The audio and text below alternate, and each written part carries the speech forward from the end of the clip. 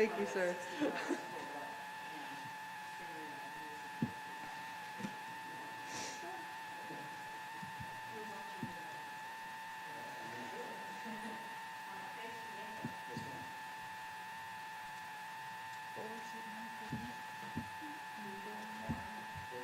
I believe we do. You want to wait 3 more minutes though? I think it's still, we were all super early, which is crazy. And the only reason I'm on time is because I put it in my thing for 6. And Yeah. I gotta go. Oh, well, it's not till 6:30. It's okay. Everybody stare at Jody like she's super late.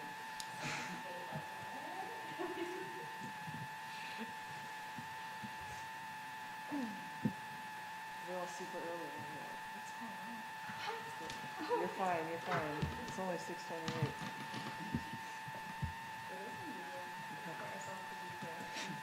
Usually Lisa's calling us going, where are you?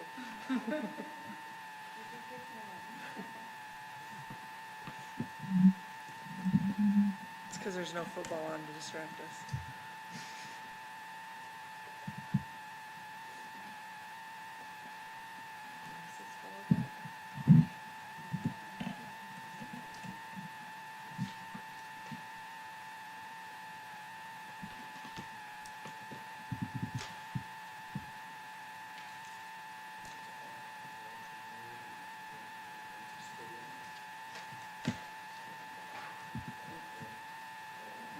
That's good.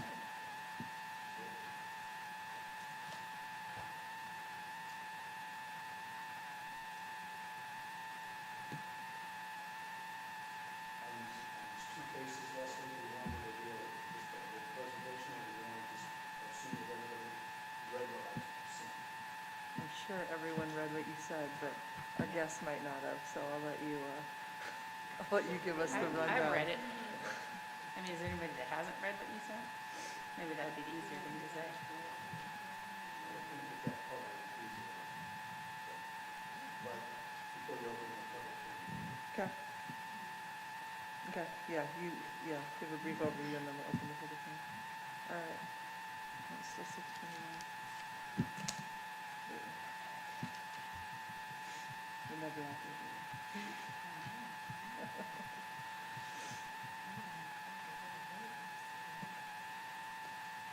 All right, I got 6:30. Are we good to go? Are you ready? So are these on? It is. Okay. Am I on? You're good. I'll shut it off. No, I'm on. All right. It is 6:30 on October 15th. I will call this meeting of the Planning and Zoning Commission to order.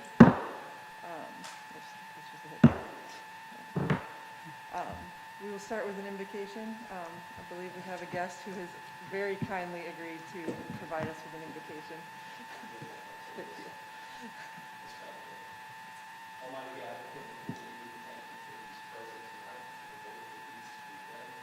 We pray that your guidance would be with each one. Father, desires for the betterment of our community, growth of it. We pray that you would listen and just direct in all things. We pray in your holy name. Amen. Please rise for the Pledge of Allegiance. First to the U.S. flag and then the Texas flag. I pledge Allegiance to the flag of the United States of America and to the republic for which it stands, one nation, under God, indivisible, with liberty and justice for all. Honor the Texas flag. I pledge allegiance to thee, Texas, one state, under God, one and indivisible. Thank you. Okay. The next item on the agenda is citizen comments. Do we have anyone registered for citizen comments? Okay. We will move right along. I have the approval of the minutes from the August 20th meeting. Those were not in our packet, were they? Yes, they were. They should be. Okay. They were not in what I received, and they're not in the hard copy I have. So we may need to table that until, I guess I'll let them out. Okay, so can we table that until the next meeting? Okay.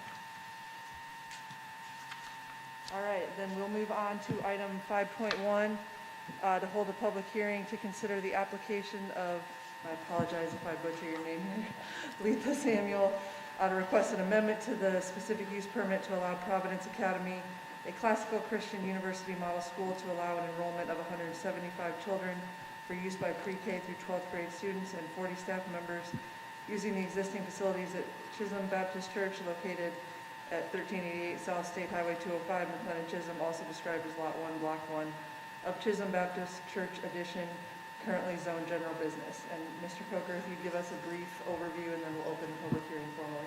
Yes, Madam Chair. Michael Coker, representing the city.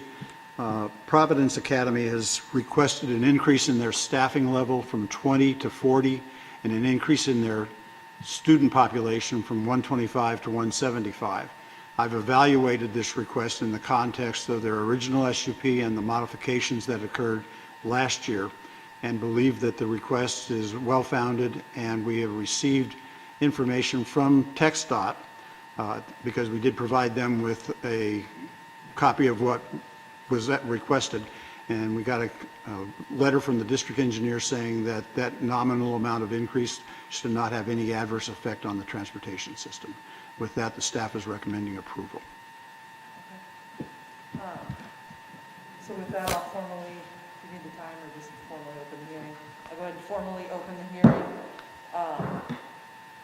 So I guess first I would open it, if the applicant chooses to speak, or for general comments. Whoever. Go ahead. So please start by stating your name and your address, and then You'll push that button on here, the microphone. probably the red one. Yeah, there you go. Hear me okay? Is it okay if I put down my mask? Or just, okay. My name is Letha Samuel. I live at 1845 Avonlea Drive in Rockwall, Texas, 75087. I'm representing Providence Academy, that's located here in McLendon-Chisholm at Chisholm Baptist Church. I did have a little slide. What thing? I sent you.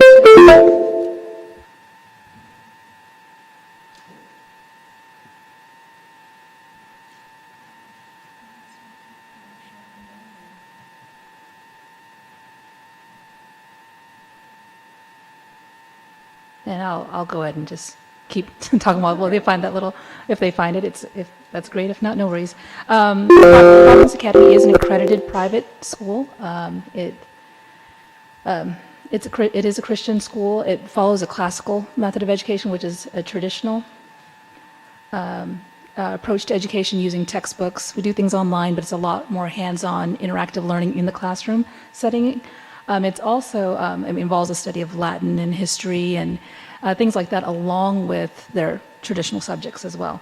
It is a university model school, which means it does follow the university type of classroom upper which, so for younger students from kindergarten through 5th grade, will go to class 2 days a week, and then the other days they're taught at home.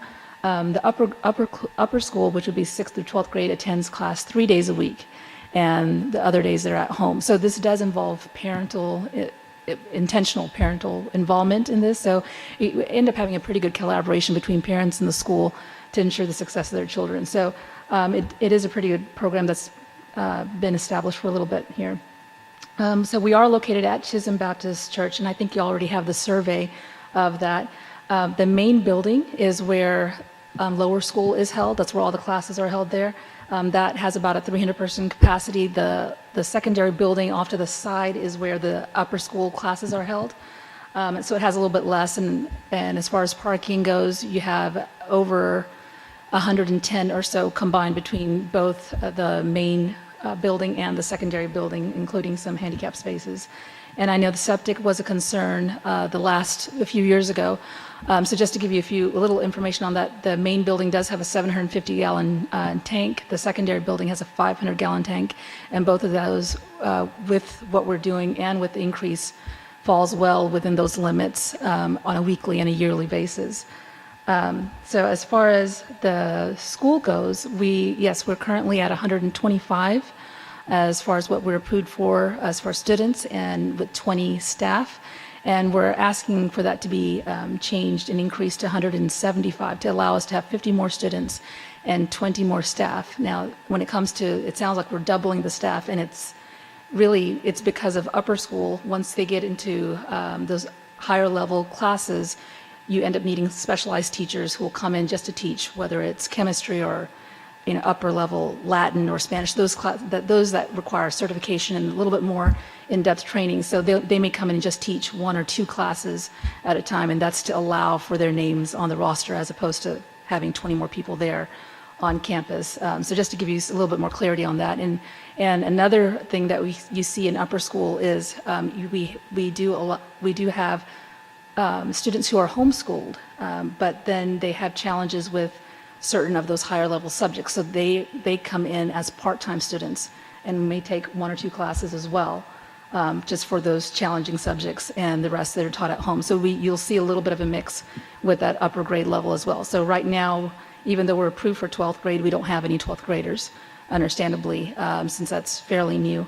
And that upper school is a little on the lower end as far as enrollment goes right now, but that will continue to grow as we see growth, especially with the lower school growing.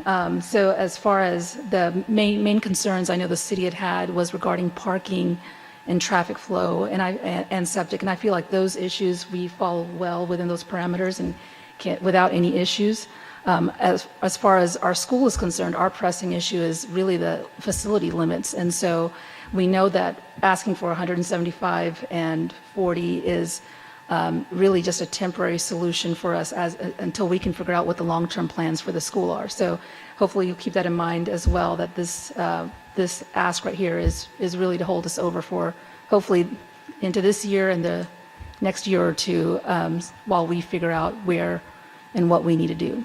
So thank you all for letting me share, and if you have any questions, I can answer. I'll try to.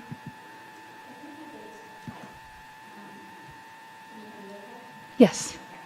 So I think my biggest question is related to parking, because just doing the numbers really quick, if I look at junior seniors who potentially have the opportunity to drive themselves, plus the 40 that could be there at any given time from a staff perspective, you're at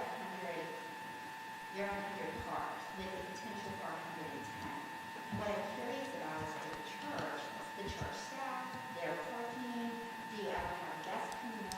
And so, again, I realize this is not 5 days a week, but I'm just trying to understand how the parking support just minimum number of potential parking just combined between your students and your teachers. Okay. Yeah, and so let me just give you some numbers that we have. So on our upper school level students, we have 44 full-time students, and of that, we only have 1 part-time 11th grader, and in 10th grade there's 5 students, and all 5 of those students, their parents are either teachers, so they come with their parents, or they have younger siblings, so their parents still drop them off. So far in the first several set of like 11th, 10th, and 9th grade, of course 9th grade, but everyone is being transported. Now that could potentially change in another year or two. That's possible. But for the most part, what we're seeing now, but if you even looked at 9th grade, there are 10 students. So you may get a few more students, and yes, that might mean adjusting parking a little bit more, but it's not going from 20 cars to now 60 or 70. That's not happening right away. Because one of the interesting things about upper school is, well, this year has been an odd year with COVID and how people are feeling about schooling, but generally what you see is a lot of parents want their children to be in other type of academic, non-academic type, either whether it's sports or band or things like that. And so you don't tend to have as many students in the upper school as you would see in lower school. So as far as feeling like it's going to be a big surge, I don't anticipate. That's not been the trend. Now this year it could be different. I mean, with the way things are going, but generally we don't anticipate having a big increase like that. And generally speaking, how many staff members are at the church? Monday, as far as staff goes, you'll have 16 that are there. Yeah, that includes Monday, Wednesday, and Friday. So anywhere from 16, you may get maybe up to 20 people. Like I said, if you get an extra person comes in or some things like that. Right now they've limited because of the COVID guidelines. They're not allowing parents or people to just come in. So they're being a lot more strict on that as far as allowing people in and out. So it's really kept close to that 16 to 18 people that you may see on campus. I think you said this number, but what is the capacity of the building? I mean, For the main building, it's 300. That's what the city, the board says there. On the secondary building, I know it's less than that, but I did not see a sign, I didn't so see a your sign. your ask today is still well under the capacity? It's still well under, yes. Okay. It's well under. Okay. Because I think if you look at potentially what we could have at most at the lower school, which is the main building, would be 100 students. And then if you had anywhere from 20 to 25 staff, 125 students 125 people at most, then you think about 75 students is the most you could potentially have in the secondary building, even if you had 20 to 30 staff on there for coming in between for different classes. It still keeps it well under what it can handle. Thank you. I was going to ask about the expansion itself. Is this a result of COVID? Does it seem to be? And then beyond that, do you anticipate any further increases within the next 6 months or a year? So it's an interesting trend that we've noticed. We were growing at a certain rate, so we thought we had a little bit more time. But this summer, because of COVID, we ended up nearly doubling what we expected, so our normal trend. So that's the reason why we're like, okay, let's go ahead and get this, if we can get this in motion, that'll allow us to continue serving those families who really feel like they want to try something different at home. Yeah, we do see, since we've moved to McLendon-Chisholm, we have noticed more families join every January. So at the end of a semester, we'll see at least 1 or 2 families join. And that's why there's part of the reason of wanting to go ahead and get this done, to allow the school to be able to accept people if they do, after trying a semester, if they're still wanting to say, hey, we want to come here, to give them the opportunity to be able to say yes. Just one comment. Yes. That is, get used to this microphone, I applaud you for teaching Latin here. I haven't seen that since I was in high school back in Virginia, and it seems to be a lost language in a couple different... Yeah, and it is actually pretty amazing. I have a child in, yeah.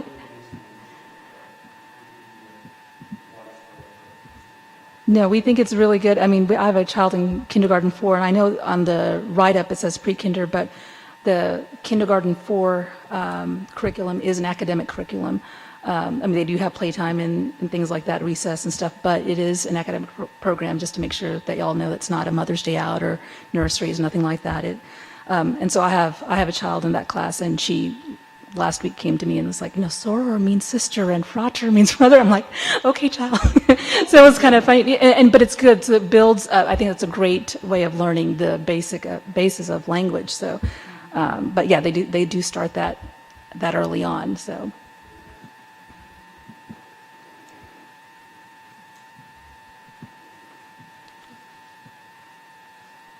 Does anybody have any more questions for?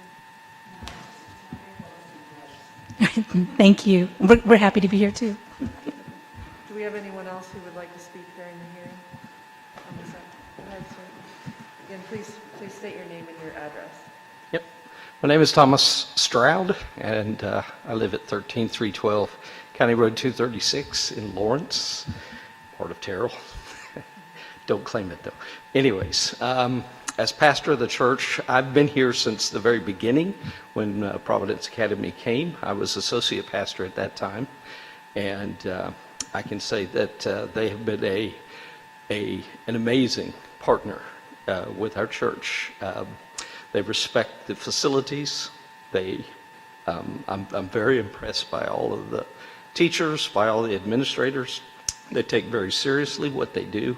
And as you pointed out, they begin foundationally at the very beginning. They don't, they're training up children to really understand and to know and to think. And to me, they just represent a quality opportunity within our community. So I just wanted to say we're very glad to have them. We're very glad that they're a part with us, and hopefully they'll be around for a good while. So that's all I want to say. Thank you, sir. Anyone else? Okay, I'll close the hearing. The next item is discussion and action on the same item. I'm not going to read the whole thing again. Does anyone have any more discussion or questions before we take a motion? I have one thing I wanted to ask Mr. Coker about. I believe you were here when we did the initial specific use permit, and I just want you to jog my memory.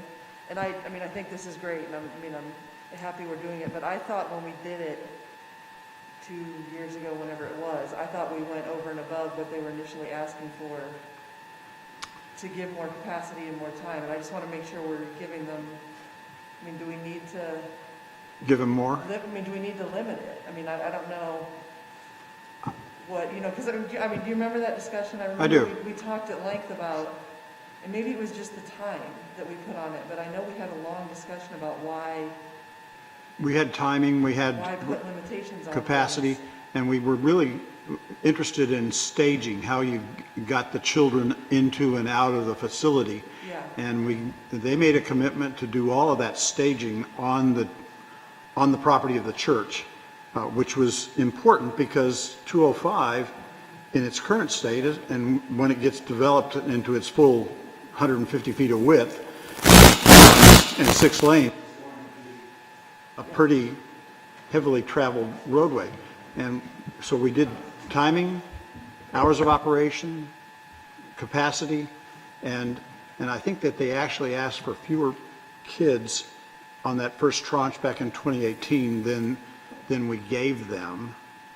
Yeah, and that's what Because I remember. we recommend, I think Yeah. they asked for somewhere south of 100, and we evaluated and recommended that we thought that over the next couple of years, giving them a buffer of 125 would be helpful. They've obviously been more successful than I thought at the time, and that the commission thought at the time, which I think is a good thing for them. But I think that 125 going to 175 as a capacity level for the student population should give them a little breathing room. But I think it goes back to your question, Mr. Wright, about whether or not they may need to have, if this is going to last only 6 months, if they're really, really successful and they burn off 75 in 6 months, I would fully expect them to be back here asking for an increase in the student population, because the facility is a real asset to them and the kids that go there. And I think it's an asset to the community as well. And with that in mind, I did take a couple of notes. Parking becomes an issue, I see, and we'll need to address that the next time we see them coming through this. And let me see, there was one other note that I made, and that was the occupant loads of the existing buildings. And those are regulated by the fire code. But the next time we go through this, I will do a full-fledged evaluation of the interior, exterior of the buildings, parking, and I will provide for you a traffic management plan, how things work on the site. And I think that would address my concern, because I think mine is not, I guess mine is more that I don't want them to have to come back every 6 months or a year if they want more capacity. I think it would be what can they get up to before Yeah, what's the we have, maximum before that we would- have an issue, and give them that flexibility, because obviously they're a good partner. The community likes having them here, so I don't see any reason to restrict them more than necessary, in my opinion here, 100%. But I know that was our discussion 2 years ago, Right. was let's not restrict them more than necessary, but we need more answers, I guess, before we can do that. But Right. my thought would be, yeah, next time around, maybe it's, what can we go to before we start to have Before we push concerns? before And we're then- pushing the envelope. And then you don't have to come back every year or whatever it Yeah. is. And that would be my encouragement. And I will take that to heart the next time we see them. Yeah. And you'll have a a little different, probably a lot more horsepower report Sure, yeah, that will give you more information than you've gotten this time. absolutely. Yeah, primarily on that secondary building.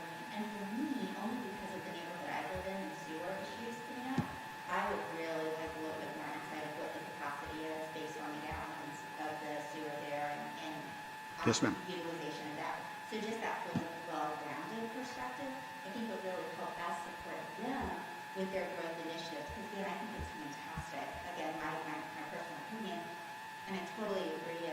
What are the maximums? What can we absolutely provide for them so they know their growth potential before they have to come back and start asking for additional exceptions to be provided to them? I got it.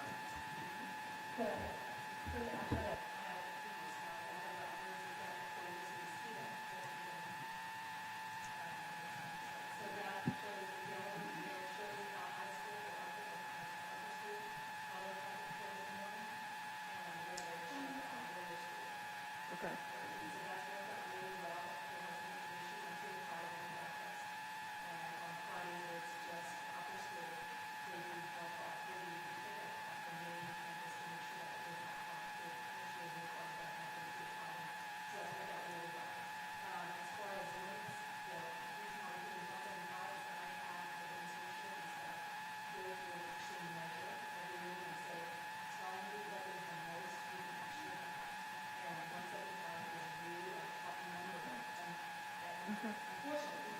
Yeah.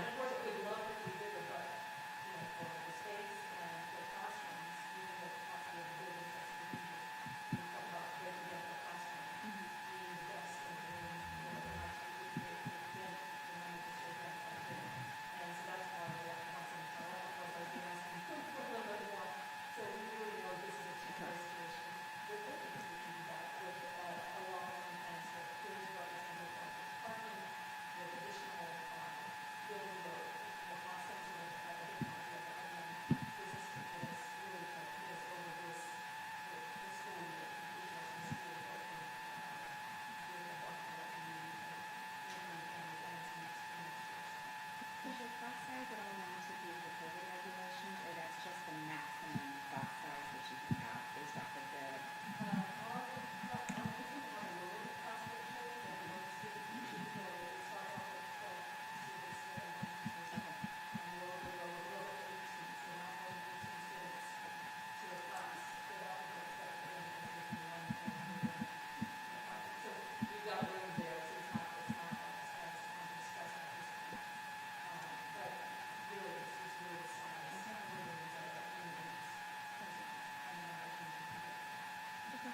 Thank you. Any other questions or discussion? All right, I will entertain a motion.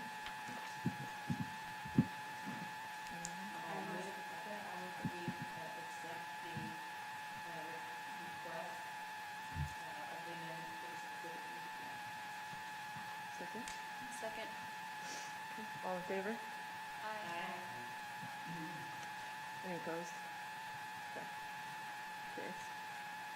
All right, thank you guys very much.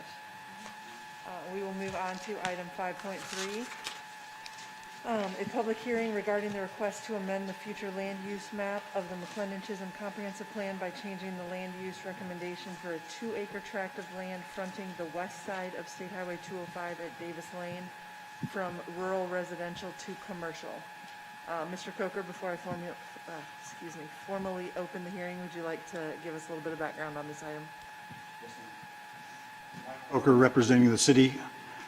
Mr. Paul Davis has requested a change in zoning on a 2-acre tract that is at 205 and Davis Lane. And the future land use map in the comprehensive plan actually shows that as rural residential as a future land use. In the future land use component of the comprehensive plan, policy number 12 says that if we, the city, receive a request to change the zoning that is inconsistent with the comp plan, the first step is to ask the commission and ultimately the council to consider a change to the comprehensive plan to reflect the land use that the petitioner is asking for. And in this case, the request is for retail, basically retail, general business, which is a zoning term. Right at the very front of our comprehensive plan, as required by state law, it says that the comprehensive plan is not zoning. But if you get into Chapter 213 of the local government code, it says that zoning shall, not may, shall conform to your comprehensive plan. So in order to change the zoning on a piece of property that doesn't already have zoning that's consistent with the comprehensive plan, you either have to change the comprehensive plan or you really can't approve the change in zoning. That gets you to where we are today. The state law also says that anytime you're going to amend your comprehensive plan, it requires a public hearing at the Planning and Zoning Commission, and you all have to make a recommendation to the council, whether it's for approval or not. So it's a two-step process. There will be another opportunity for this to be heard at the council. And you now know most of the part for the second case as well, which is the actual zoning case. But it requires a public hearing.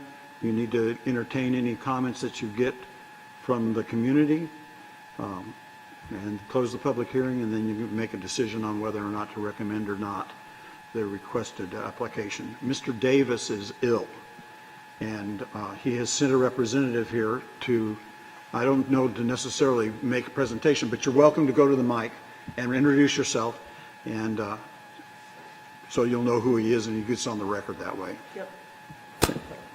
Good evening. I'm Charles Holt, and Mr. Davis is ill, and he asked me yesterday to appear here just to show his interest and take back any status report to him. If you've got any questions, I'll try to get you answers, but I appreciate your consideration. Staff has described it as I understand it, so I don't really have more to add at this point.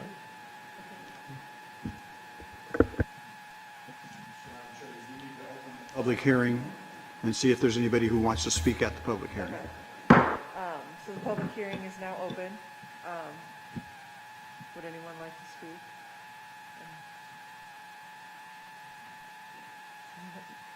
All right, I will go ahead and close the public hearing. Okay. So now we can have discussion on this item. Do we have a better map of the land use? I mean, I know where it is physically, but do we have a better view of the land use map to tell me exactly what's around it here? I mean, because on this, it's a little hard to.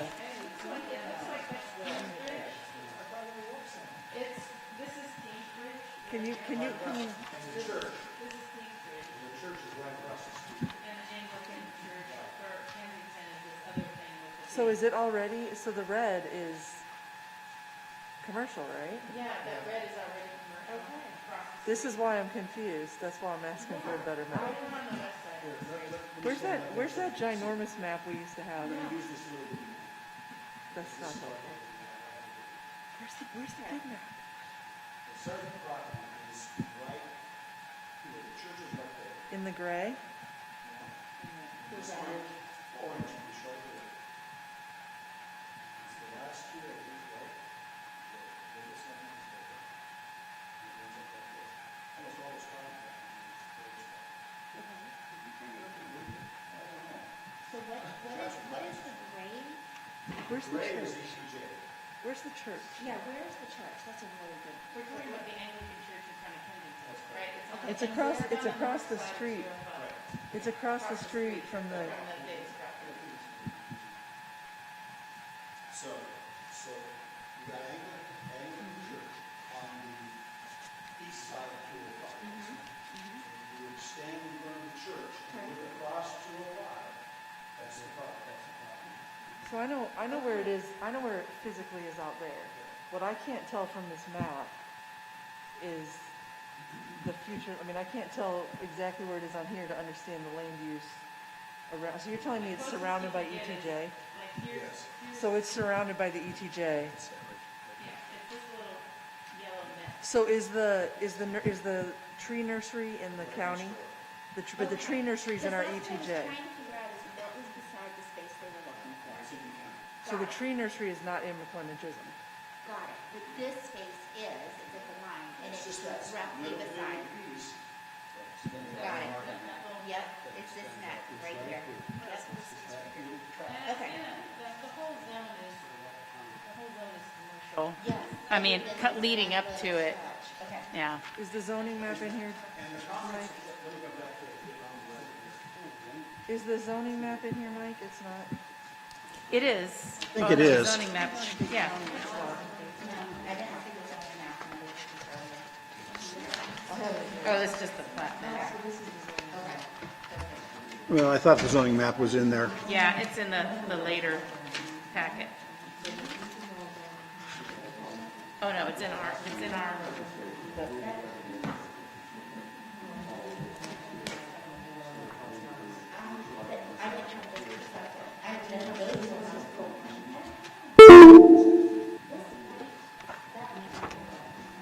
Oh, no, I brought this with me. Maybe I should What start page is that on? making a little PowerPoint presentation for these things. Why don't I start doing that? Shelley made this. Well, look at here, the city administrator has,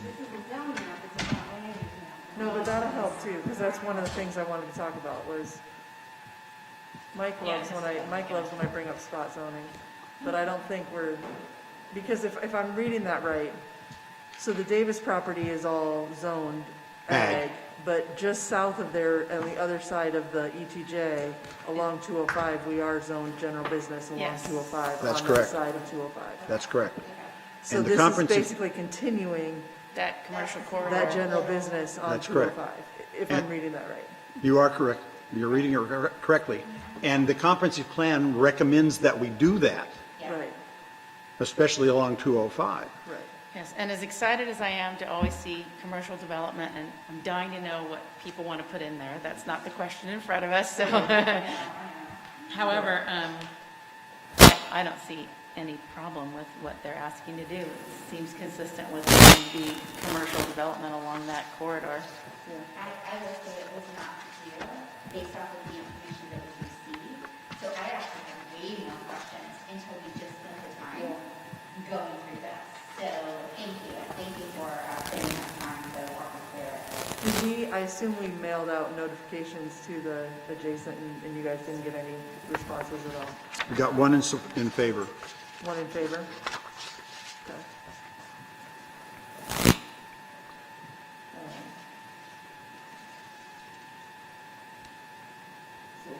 Is there going to be a continuum of businesses along 205 from the entrance to the city to the exit of the city? Is that the long-term plan?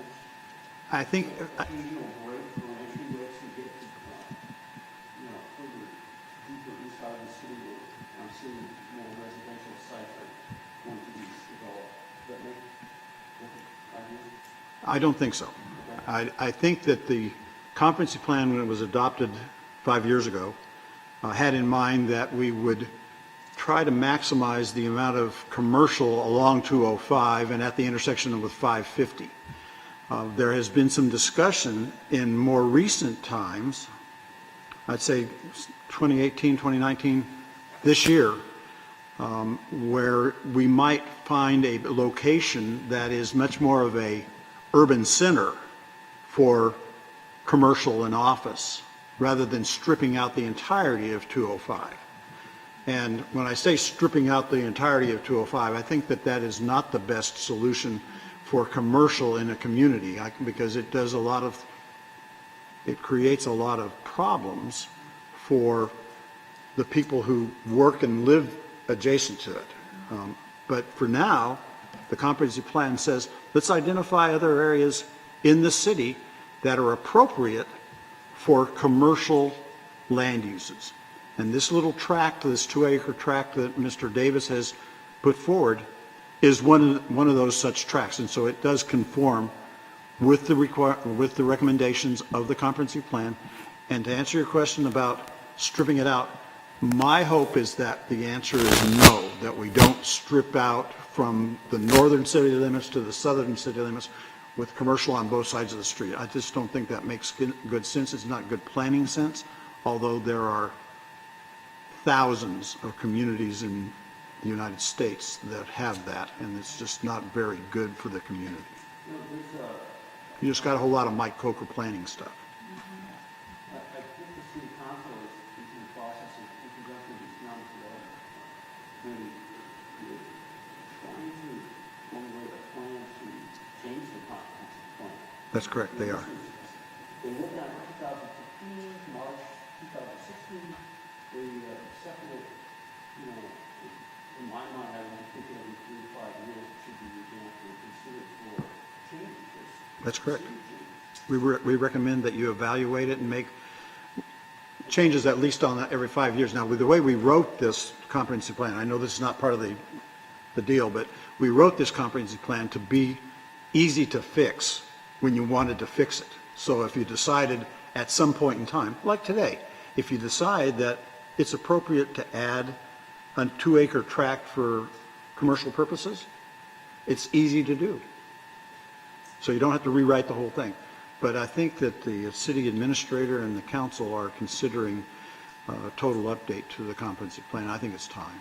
So the question I have is, should we consider a moratorium on building the one for 205 at this point? I mean, I'm just throwing this out. I don't have a sense of context on it too much other than what I'm seeing it here. Would that be appropriate until the council comes to a conclusion on final comprehensive plan? I think moratoria are very difficult to get by the state at this point in time. The last legislative session, actually the time before last legislative session, they made moratoriums really, really hard to do. And then we'd have to have a legitimate, I believe, and Lisa can help me on this, health safety reason for establishing a moratorium. And then even then, a moratorium is a very short-term kind of thing. Well, I don't think it would be short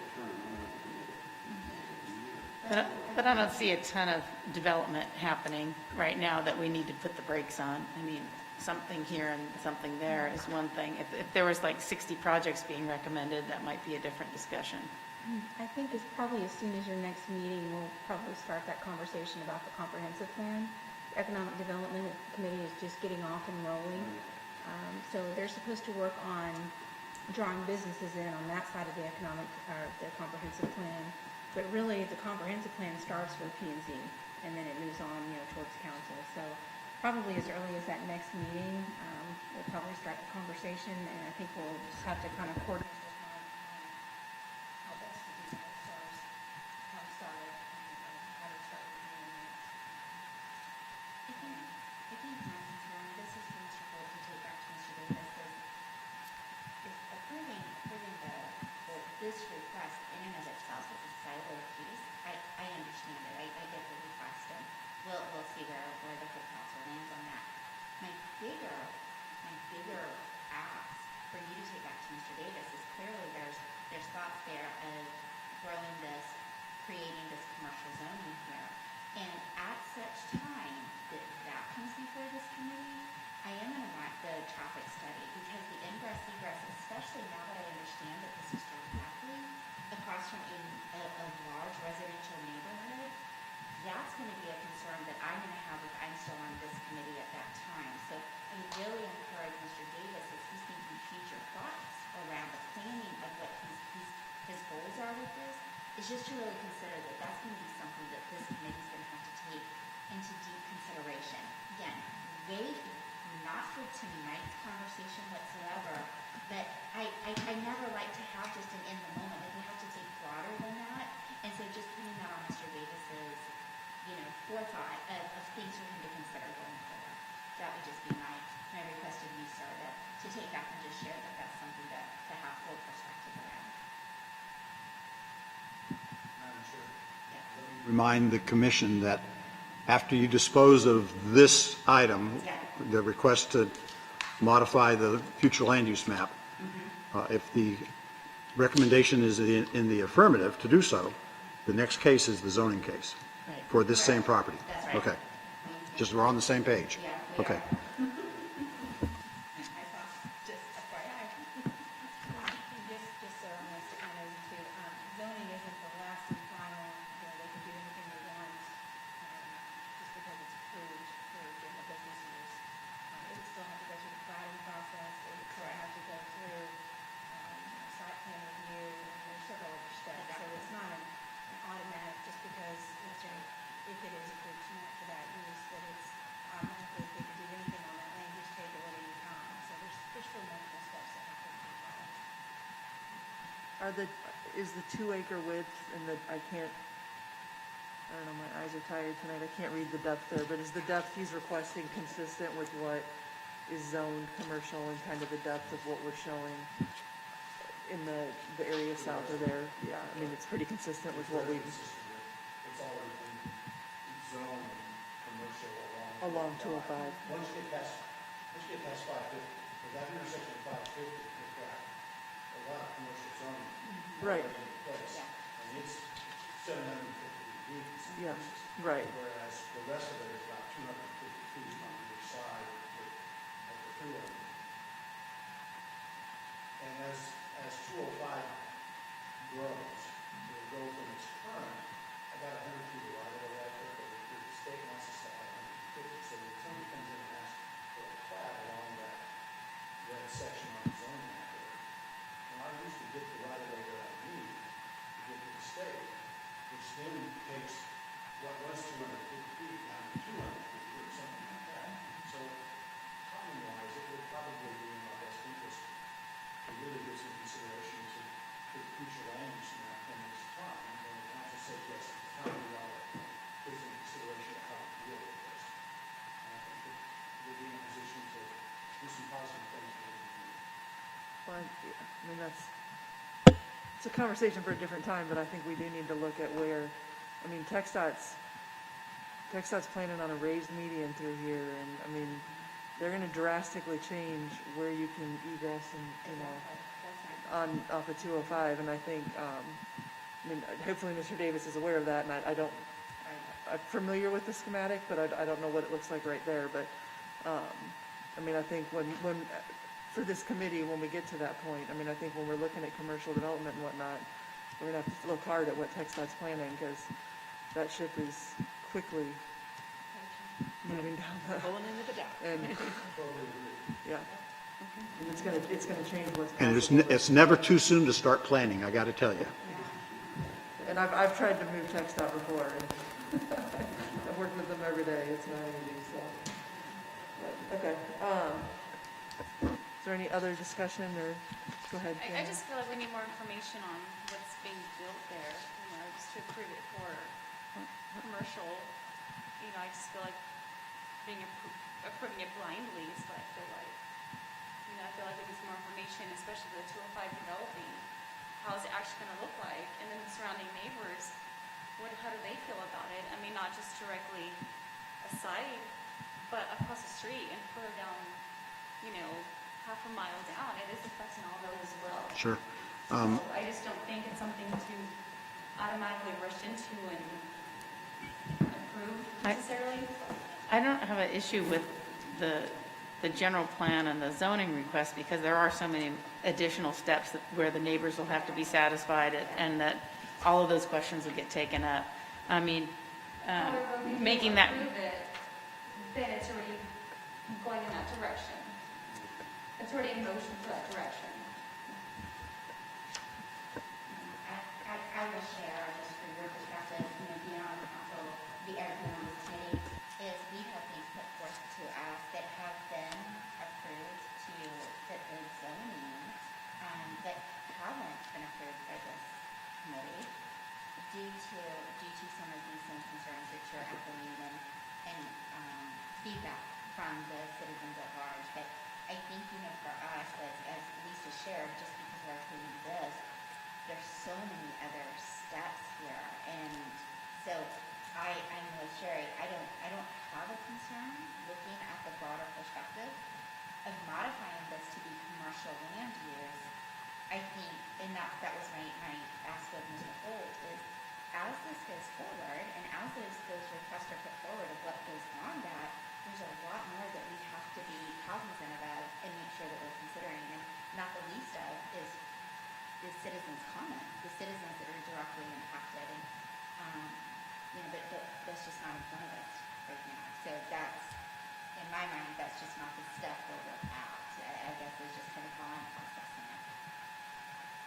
The other thing I think is that the owner of the property obviously have rights. And they have rights for pursuing development on their land. And so everybody has rights, but they do have these rights, and they have rights to pursue.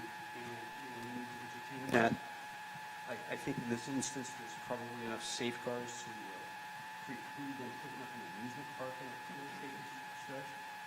So I would be more inclined to probably That's what approve you this need than to do. that. Come on, Mr. Tucker. And to your point also, when you look at this map, that little neck of green, it's that front 2 acres. Now, if we're talking about all the rest of the green south of that, a bigger area is like, well, do we want that whole area to be commercial? Then that's another question, like what Mike was talking about. That we don't want to have a strip malls all the way down, but this is a little piece of infill, and I don't see any harm in having it be business for that little chunk, with business on either side of it in the ETJ. Exactly.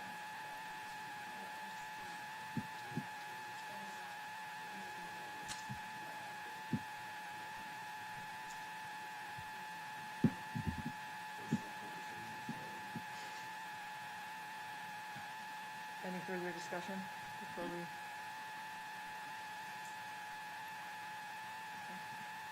Can I get a motion? Motion for approval of the amendment to the future land use map change to future land use designation from rural residential to commercial. I second.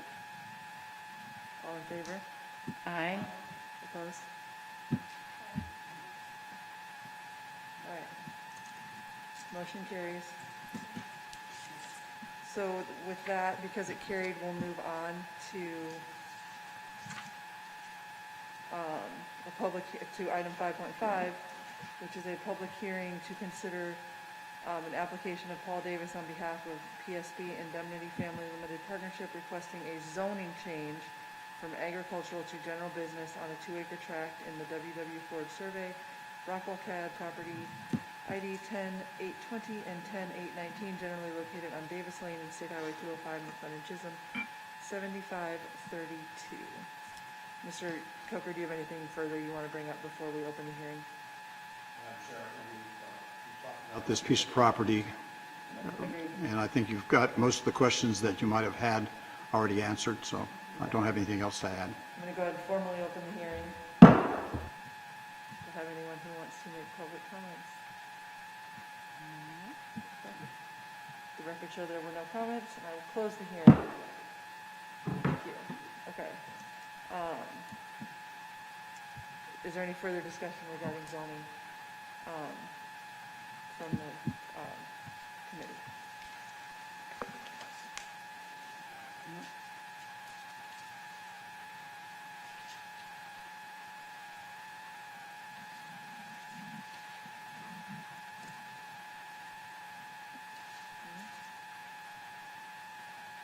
Okay. If there's no discussion, I would entertain a motion. I move that we accept the application for the zoning change from agricultural to general business and recommend that for approval of the city council. Can I get a second? Okay. All in favor? Aye. Opposed? Okay. Show the motion carried 3-1. All right. Item 5.7, discussion regarding comprehensive plan overview, possible updates, process, and related matters. How fitting, that is next on the agenda. What did you want us to just talk about needing to do it, or putting that on the agenda, or? We decided that our council, I know it's been decided by council that it needs to be updated. It hasn't been decided if we're going to scrap it and start over, or if we're going to just review it and maybe certain pieces that we need to. So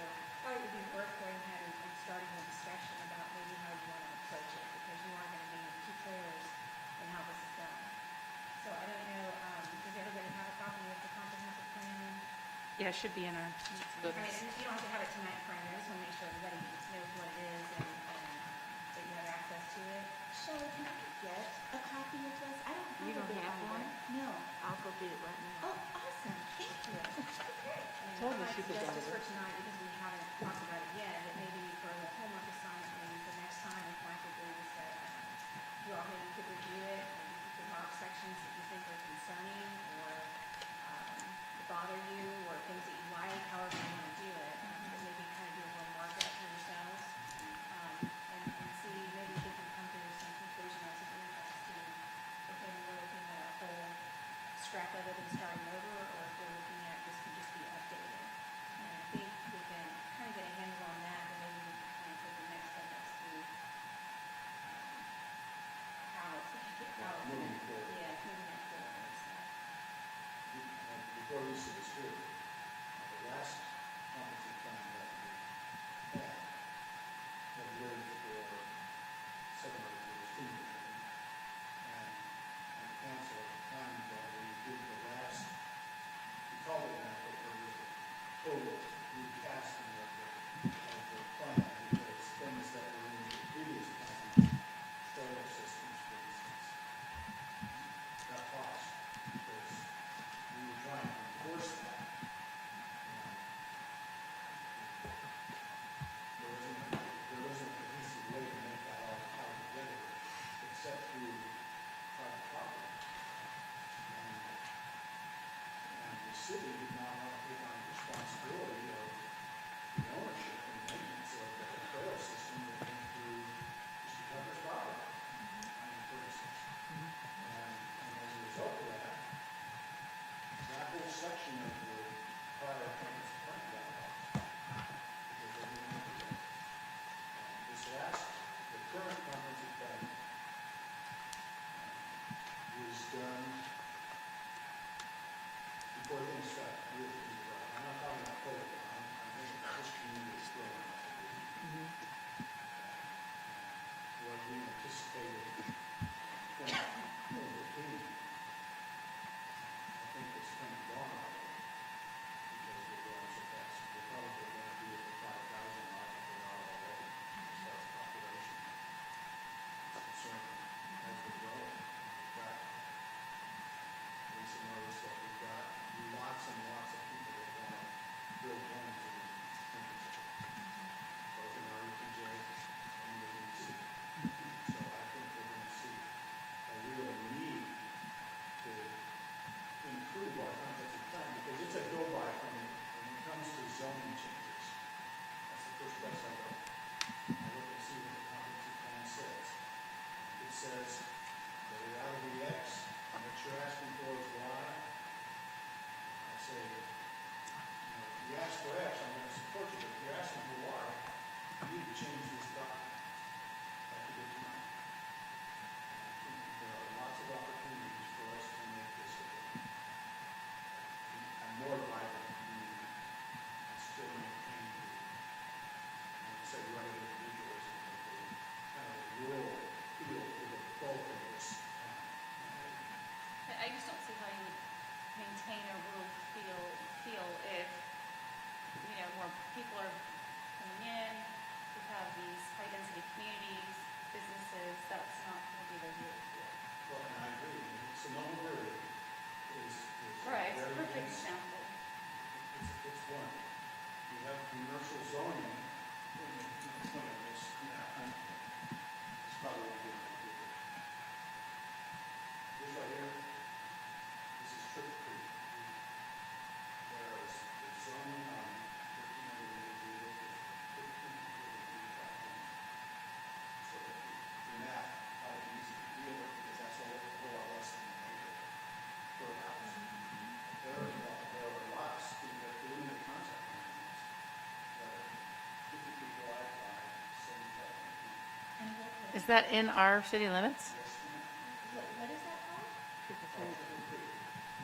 And that's approved? That exists now? This is a plan development district, the zoning district. This right here. And that's approved? Isn't it?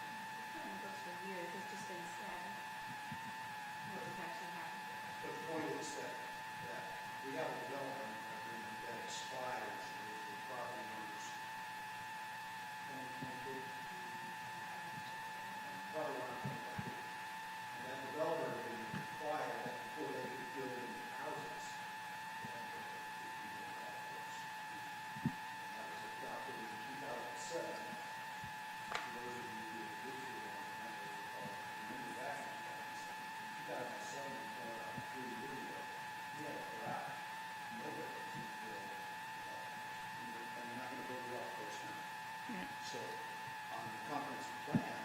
shows that this area should be rural residential.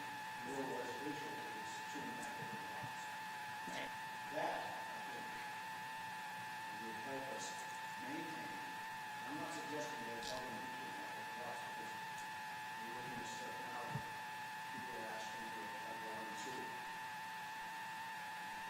Smaller lots, but that's all to come. But those are all components that should be addressed in our comprehensive plan as we move. Right, and I have a question about the ETJ, is how does this committee support development request off the ETJ? Does that come through us? Is that technically within something that we're approving? I've never gotten full clarity on the ETJ specifically. Extraterritorial jurisdiction for us is half a mile around the city limits. And the gray on that map is what it is. And people have petitioned to bring it in further than a half a mile out.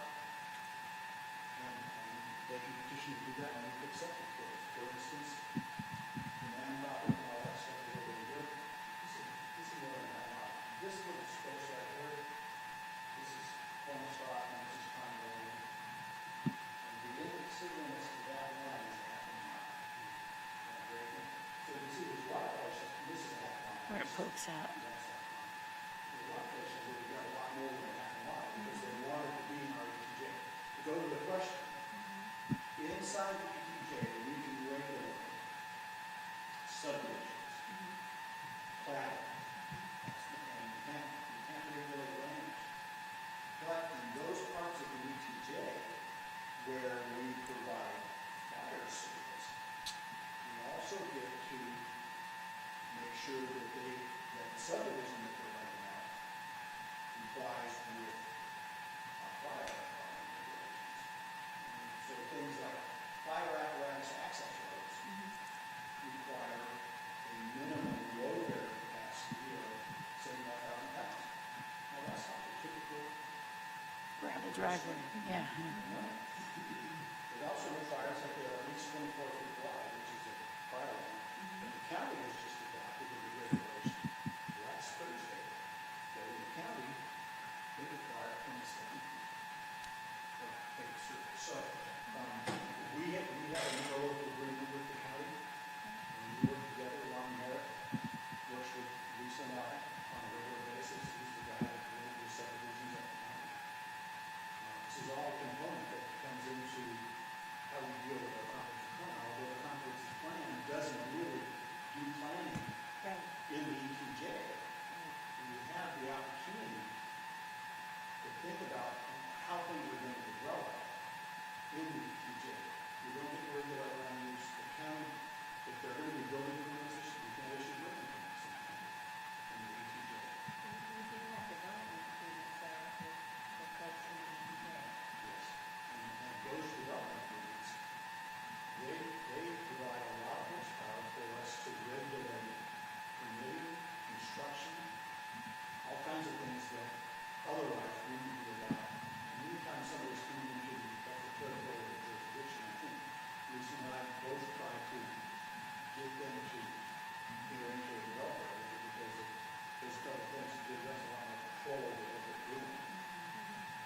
And secondly, it gives us a foot that we can put in the city. And that's my next two questions, which is one, what is our leverage or enticement to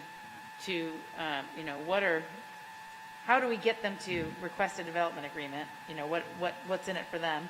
And then the second one was, at what point do you annex somebody in the ETJ, and what governs that happening? We can't annex like we used to because the laws have changed, so we can't do it like we used to, it has to be voluntary now. When they want something from us, is when we've got leverage. So, I'm working with properties in ETJ now, 1,100 acres, development agreement in place. But they haven't been able to get water to that development, so it's only 3 years and years. Now I'm working with the city of Terrell and trying to get state government to issue this memorandum of understanding on how the Terrell about bringing water up from the south to serve some of the southern portion of the city and coastal Coffin County. It's becoming closer, it's becoming plan how to actually get water in the next 2, 3, 4 years. But that gives us an opportunity to kind of look at the development and then see, was that original plan that they did 12 years ago, do they still want to do that, and they want to rework it? But if they need sewer, if they need water, if they want fire service from us, then need somebody police services, those are when they have some levels, is when they need something from us. And at that point, we might suggest, we'd be happy to work with you, especially if you're having in the city. And there's some give and take on that.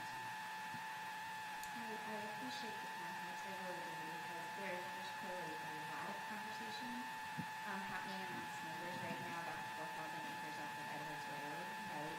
And I really not understood how we, as this committee, actually have any impact to that, or if we have quite a bit of impact to that, because again, it's classified as that ETJ, and so I've kind of been waiting, like at what point does something get presented to us? Will it get presented? I just honestly wasn't clear. Again, because it's not technically within city limits, and so just still trying to, it's still a learning process for me, I guess, of trying to get that. We might be able to do future agenda items where we go over maybe some of those development agreements in place and kind of put some of those numbers. Okay. I don't think we're probably have enough on the agenda to kind of cover it tonight as far as doing it. And I would do a very good job, but I'm not prepared to. No, for sure. No. But I think maybe economic development has asked for some similar information, so I think maybe we have to start putting it together and we can start looking at that. I don't think we can do it all in one night, but we can certainly start to look at those pieces.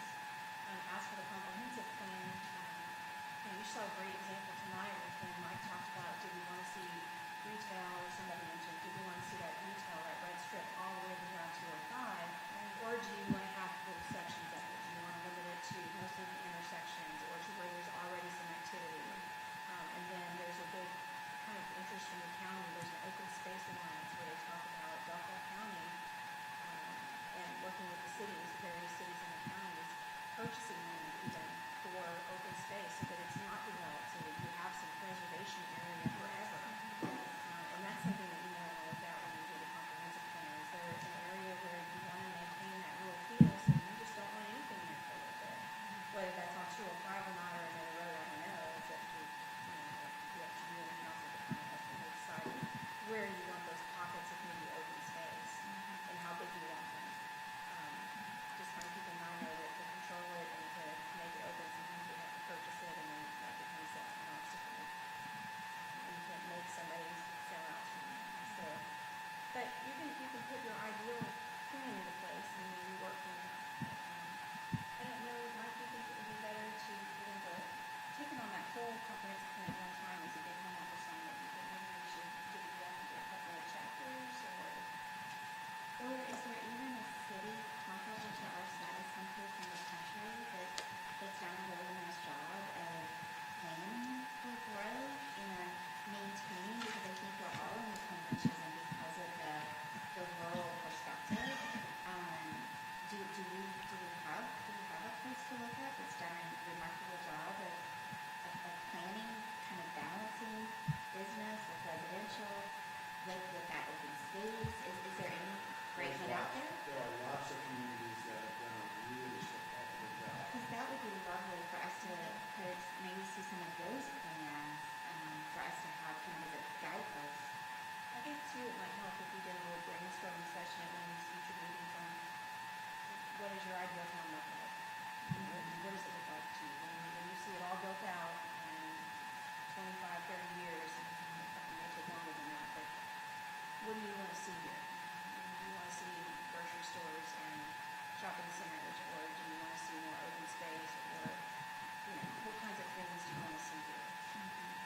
And I will say that I'm one of those weird people that before I bought my property, I looked at this comprehensive plan and I read it and I read the goals of it and preserve the rural nature. I'm like, yes, I found my home. I want to live in this city. And it was a deciding factor in where I decided to purchase in Rockwall County. So, And the comprehensive plan is a great tool, but Mr. Tucker also brought up a great point that you've got that individual side where people have their land and they own it, and you gotta think about those land use rights as well. right, So, absolutely. But that's what I would love with this committee, is the ability for us to get into yes, it might be zoned a certain way, but it doesn't mean you're gonna go that what you're proposing to enter on it. It might not meet That's those. where I was confused, like, Yeah.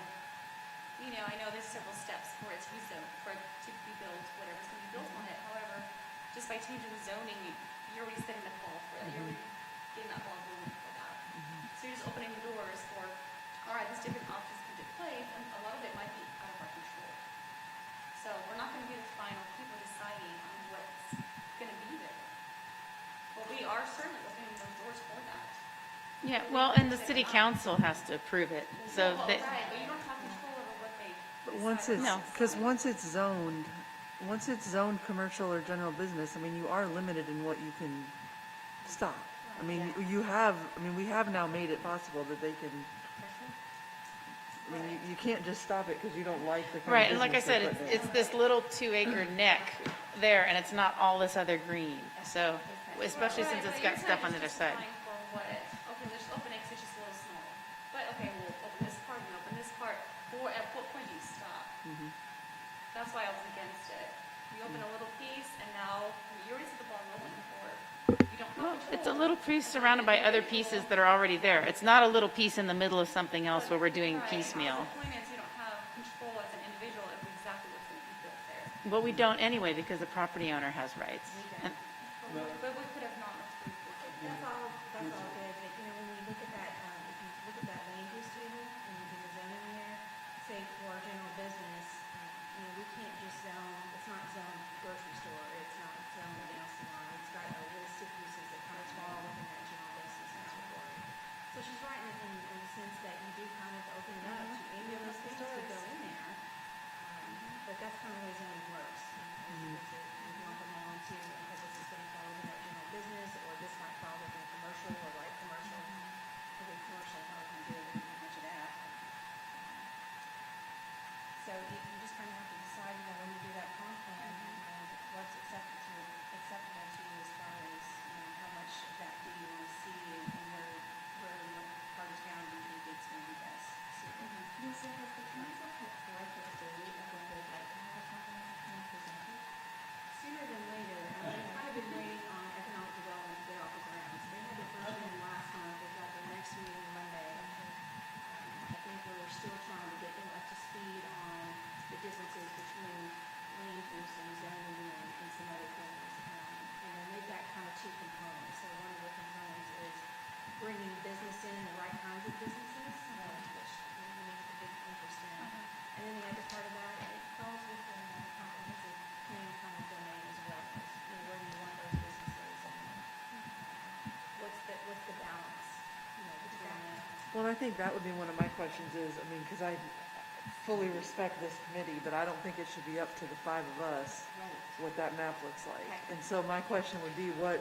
Oh, no, there'd and be I know at public one point hearings there and was stuff. talk of, Yeah. there was talk of public meetings, there was, and I was under the impression, and I'm on the Economic Development Committee, and I'm sure Shelley's thrilled with me, because somehow I missed last month's meeting, I didn't realize there was one. I don't know how that happened, but, I'll be there Monday. But, You're gonna be that great go-to Yeah. liaison that Yeah. can bring the questions back and yeah, forth. but I assumed that we'd be in that committee working on what this map looks like, at least from a commercial perspective as well. But I think even it's bigger than those two groups, because like, I mean, we've all said, you know, Mr. Davis and others have, you know, rights to what goes on their property, but within limits on where we want things as a community and whatnot. But I think I'd like to understand from the council's perspective what their expectations are, but I guess in my mind, there's gotta be, and I think we did this back in 2015, or I think it was before 2015, but if we're gonna do a wholesale reboot, if you will, and there's a lot more to the comprehensive plan than this map, but this map is a huge piece of it. We gotta have public input on what this map looks like and what, and that's not gonna be, one, it's not gonna be quick, especially in this can we have public meeting type atmosphere, but I think, because my one concern, I mean, I echo Daniela's concerns a little bit. I think along 205 may be the right place for commercial, but I still get real nervous about spot zoning, and I know that's not really what we did today, but it kind of is, and there's just this little strip of red up there, and then a whole lot of green, and then more red down here, and it's like you're gonna drive in and out of commercial as you're driving along 205, and I feel like we got to get that worked out, but we can't wait when cases like this come in front of us. But I want to get this moving forward too, so that we're all comfortable with the plan in front of us. Right now, I'm not real comfortable with this plan, but we have to make decisions based on it. But I mean, and at the same time, you know, we need money coming into the city. Oh, totally And it agree, can't all yeah. be on the homeowner's shoulders, right? So there has to be the right balance, but I'm seriously concerned about, you know, even though I am for where it's at, because as Sherry said, we've got the, you know, it's you know, bookended by business already, but it's directly across from a residential area. And again, I'm just concerned about the traffic flow and what does that do for people that are trying to exit that neighborhood. And again, I realize these are all things that are not necessarily solely within our bucket to be assessing, but these are the conversations we should be having. And does it make sense? And I think that comprehensive plan helps support us as we're drilling into that level of questioning and making sure that it supports that broader perspective. So, I mean, I question so do we just propose what we would like for the comprehensive plan and the city council does the ultimate vote on it? How does that work? City council is free to approve the recommendation, but probably at some point we have public input, we probably have a joint session between you and council or you and economic development. It's a several month process, it's not gonna happen overnight. I'm just trying to figure out the best way for us to just begin to approach this all. I'm trying to figure out you know, how do we want to start looking at it?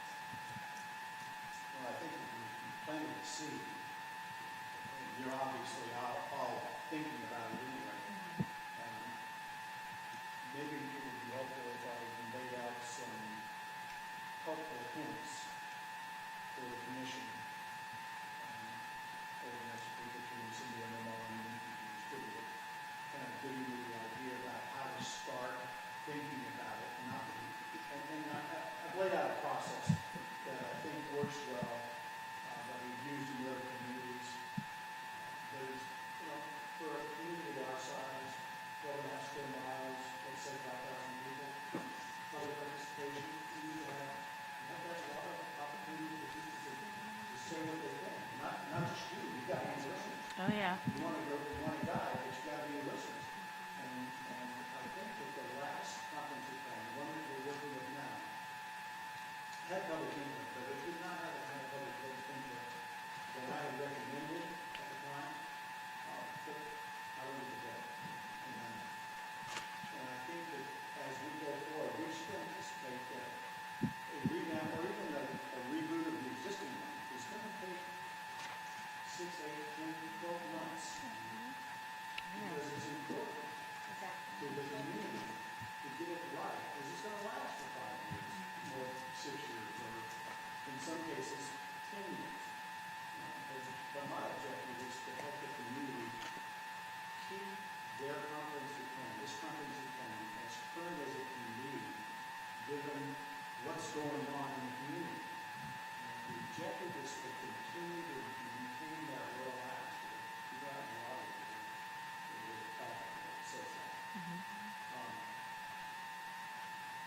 You got to define what that means. Does it mean, because there are lots of people who live in Sonoma Verde who think that because it's in the McLendon-Chisholm, it's a rural atmosphere. I don't live over there. I got 10.5 acres down in the river. I live there, and I can promise you most residents of the neighborhood don't consider it. You drive through rural to get there. Yeah. Exactly. But they don't consider the neighborhood rural. 4 lots to the acre. Yeah. So that's pretty good. Yeah, it's perspective and where you're from and what you're used to. And I've got 3.5 acres now that I've lived on 3.5. I don't think I could ever go back and live on anything smaller. But, you know, in my 20, that might seem huge. Yeah. Because I had maybe a 1/4 acre. So, we all kind of have different ideas. It's not an easy task. It's probably one of the most difficult ones that you'll have to. I think, you know, the concerns I hear, there's a pretty vocal, although very small contingency that really believes, and this is why I think this is so critical, that, we would just be better to be absorbed into Rockwall, right? And they're, like I said, small contingency, but very aggressive in their perspective. And, I think there's another big concern of 205 is just going to become, right here in McLendon-Chisholm, historic kind of places, right? Because we don't have a vision of what the city should look like.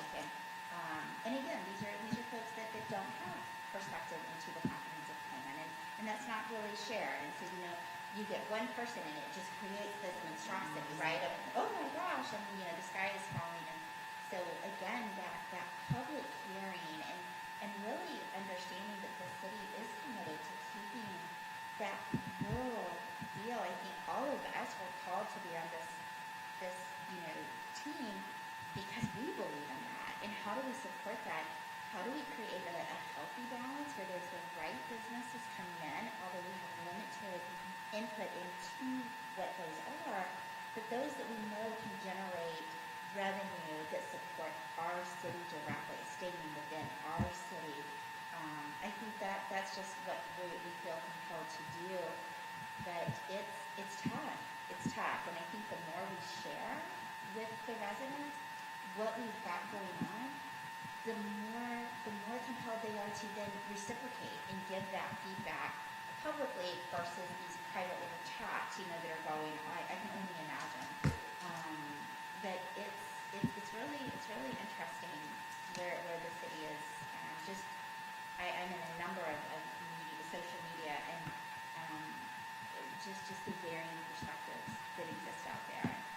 And I know we can't really communicate too much, being on PNB, and so being really cautious with that. But It's exciting, but it's also a little stressful too. it very much so. Kind of like a so. game of Clue, where there could just be so many different outcomes Yeah. depending on what you play. Yeah. And everybody wants the best outcome.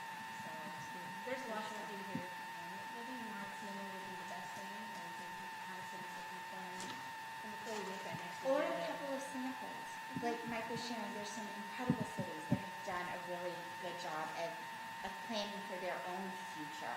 And, if there's a couple there that we could look at, I think that would be really insightful. I will, because they're all online, Okay. I will pick out 2 or 3, I'll send them to Lisa or Okay. Shelley, and she can distribute those links for you. Yeah. Or you can go look at it. Perfect. And I'm not supportive of, there's a plan, fire houses. That is, it is a really great plan, but it is such a pain in the ass. Did you write it? No, I didn't. Because it's like an onion. Yeah. And you peel off with one layer, and there's 50 more layers of stuff, and it all has to do with your piece of property. And the vertical and horizontal integration of this comprehensive plan, it is a masterpiece. But I didn't develop it. That's how God was developing it. And the last place I will go to be a building is that because it is beyond cumbersome to try and do something. It's like waiting to get regulation. Yes, it's just. Is business unfriendly? Because it is so, Prescriptive? yeah, Yeah. that's a good word. They're getting what they expect. They are, the community is They're getting it. controlling what they, But I can tell you that I think that they could have done that. A bunch fewer pages. And what I would like to see for McLendon-Chisholm is a tool that guys like me can pick up, and homeowners can pick up, and businesses that want to come here, and can understand it. And it does not cost them $500,000 to get their feet in the starting blocks. Okay? Mike, is there the allowance in the comprehensive plan, I'll just cut to the chase of my question, that we can control the types of businesses that come into our city limits? You can create zoning districts, Okay. and the land use is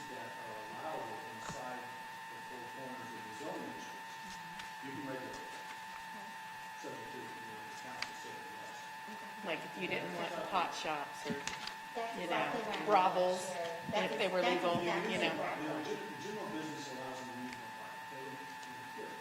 Yeah. But it requires that you get an SUP, which sits on top of the base zoning. So when you look at the allowable land uses in general business, and you scroll down and you see what it says there, and it says SUP required. Well, that's another layer of control that we have at Euro, your recommending body. And I gotta say that I think that the Planning and Zoning Commission is probably the second most powerful body in this city.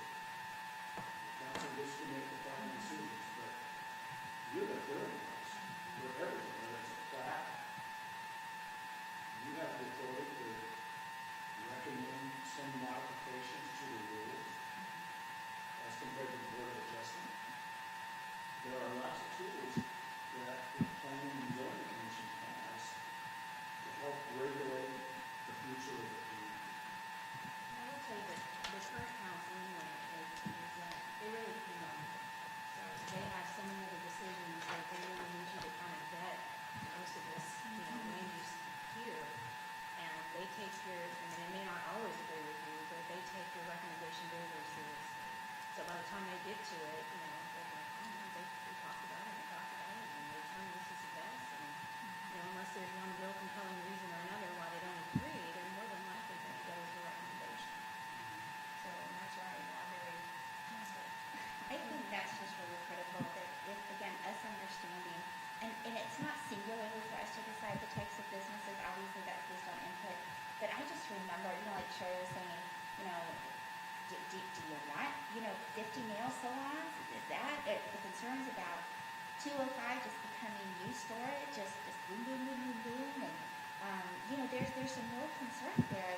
What kind of businesses are attracted to McLendon-Chisholm, and do they support the citizens of McLendon-Chisholm, right? And so, I honestly wasn't quite clear if the comprehensive plan helps support some prescriptive pieces within that up to a point. Okay. One of the things that state law is telling us is that you use your comprehensive plan as a tool to help guide your zoning and planning subdivision regulations. And let's say that today a certain zoning district allowed a sex business, sexually oriented business. And the community as a whole said, we don't really want that. Then it would be up to you to consider a change to the zoning ordinance that said, even if the federal government says you gotta have it, you can only have it if it looks like this and it's located at a place where there's no people around it, you can't get there except through the subway. And stuff. And You can make it difficult. you can make it different. I will give you an example of what we've done here in the comprehensive plan the last time. Multifamily has not been high on the priority list. But the federal government back then said, you've got to provide opportunities. So the comprehensive plan has an area for multifamily. Is that in apartments? Yeah. And it's out there by Dow Road on 550. Now everybody on Dell is going to call me tomorrow. And it's out there, but it's in the floodplain.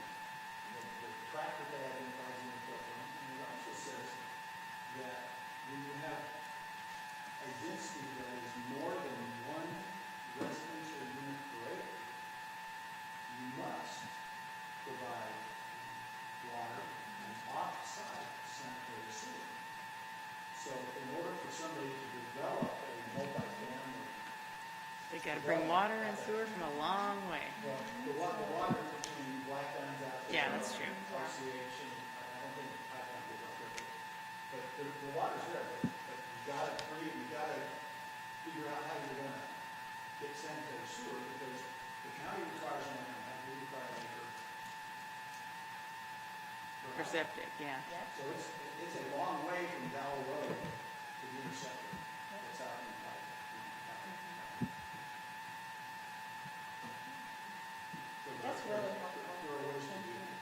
Or is there also a state mandate in Texas for low-income housing in cities? Yeah, that's a Well, Well, I know it is in California, but I don't know if it's in the Texas. last federal administration was pushing hard to require that we provide opportunities for the lower income housing. But I think that we finally decided that as long as we can part of the housing act, we're good. Okay. So needless to say, this is important work. Got it. Yeah. Okay. Looking forward to it. Understood. Me So too. think about what you want and also think about what you don't want, you know? And what you heard from your neighbors, and you know, it's like, I think that's a great starting point, you know? I think it's also good to clear up, rumors or false information out there. It's very confusing. It is very. All the wording's confusing, even for me, I'm just learning all this stuff as well. So I couldn't imagine an outsider. I have no idea what we can and can't do, so I think it's important to maybe, whatever public hearing we have, present the information as in very clear and precise to them, so then they can generate what it is. I'm very excited that you all volunteered and you all seem real dedicated. And we've had a lot of boards just come and go with people. So I'm real excited that hopefully you all are going to stick around and see this through and get somewhere. Because that's kind of been the issue for the last couple of years is we just kind of had a lot of changeover and kind of spun our wheels a little bit, both, council and all of our other boards as well. So I think this is something a good start. We'll get you some information, and then I can maybe work with Leslie a little bit on developing that next agenda, or Shelley will, someone else. Sure. Okay. When we talk about dates, I think maybe. Yeah, if we don't have but one council meeting in November, that would be on the 10th. So this meeting would be on the 19th. ED the 16th, this on the 19th, but then there won't be a council meeting until the first meeting in December on the 8th. I mean, that's all, they're approved. So I don't know if you want to plan a meeting for November around the holidays. Are we anticipating any, do you have any way of knowing if you're gonna get any? You would say next council meeting, you would anticipate something, or not next council, 2 weeks, or next month, we were expecting something. Sometimes I get all geared up and I think something's gonna come in the door and then it just takes 3 months. So Delay. until I get the application in my hand, I'm not gonna stretch it out over this Right, time. right. If we have to call a meeting, because plans have to be addressed within a certain Right. period of time. So sometimes we'll have to call a meeting. It's kind of up to you in November, as for right now, since we don't have anything pending. Do we have to deal with it within a certain date, or does city council as well? Because if it sounds like your issue is more city council than us. You have to, Right. you have to deal with it within the 30 days prescribed, and if the council has to take action, then they have 30 additional days, but not to exceed it. So could we not, for right now, could we not hold our 19th and then, I realize it's like 3 weeks till the council meeting after that, but that would still be within the 30 days if we took action.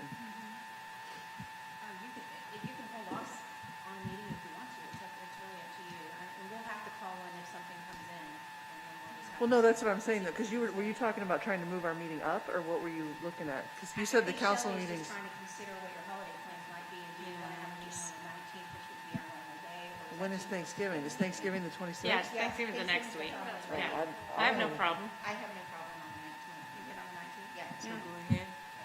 I think my kids are still in school that Yeah, week. that's- That's before Thanksgiving week. Yeah. I'm fine with the week before. Schedule it and then you just have it. Yeah. Yeah, easy. I think we're all good with that, yeah. I'd rather do that and skip December if we get a choice. Well, even if we don't get any applications, we'll plan on having a comprehensive plan discussion. Yeah, I think that would be That might useful. even be better, give more time. Yeah. And maybe kind of consider something for December. Okay. If, And I just was wondering, would it even make sense, I'm not on economic development committee, so I don't know exactly what all you're considering right now. but would it even make sense to piggyback? I mean, I don't know if this council, if we're flexible to come on a Monday, I could, you know, and piggyback right after, and then we could hear collectively about the comprehensive plan. I wonder if that might kind of expedite since we're the two. We can have a joint meeting. That's Or what maybe I'm that's kind of the- wondering, Danielle, or even, you know, if we have to do 30 minutes of, or, I don't know, but that might be, I would certainly be really receptive to thinking about that if it would help expedite getting some energy and getting some excitement around this. Maybe some collaboration. Yeah, You know, there's no point just coming to the meetings, because I've done that, and just listen over the shoulder, so to speak. You gain a lot of information, a lot of knowledge that you start to understand as to what direction they want to go. right. And we already know what we want to do with For sense. sure. And so at some point, you know, we could come into a collaborative session, because I don't think we don't have the opportunity to say anything. If we were having a meeting per se, Exactly. to I Right. think that if we just interject ourselves in their meeting, this is No, no, we it's can't, we stymied. can't. But that's why I was saying if we could do a We combined. can do a joint meeting at Yeah. some point, we certainly can. If you just want to come and listen, I don't think there's an issue with it, but Dan brings up a good point that if we start discussing it, then we've got a quorum issue maybe. Yeah. We can't. So, But if we do a true combined, Joint Do a meeting. workshop. or a workshop. We can let Well, them and know maybe you if have we that end up- interest, maybe and if I we think end they up do with- too, so we can certainly have that conversation. And maybe if we end up without anything on the agenda for November even, otherwise it's probably gonna end up being after the holidays, in all honesty. I mean, For sure, just because it's. I'm not gonna advocate for a long workshop in December, so. No. But like the And week since of I'll the be there 19th Monday, we could talk about it. I was gonna say the week of the 19th, it's rural economic development. I don't know, I missed the only meeting they had. Oh, perfect. So okay, I'm on the committee, but I'm not a good committee member. It's at least open for consideration. Let's go with that. And we'll see where it goes. Okay, if we're done, I actually need a motion for adjournment. We're still- I'll second the motion. Okay, can I second? Yep. Yep, Sheridan. I second All in that. favor? Sheridan. All right, it is Aye. unanimous, we are adjourning. Perfect. Thank you all. All right, I gotta go get snacks for tomorrow. Is Jody right?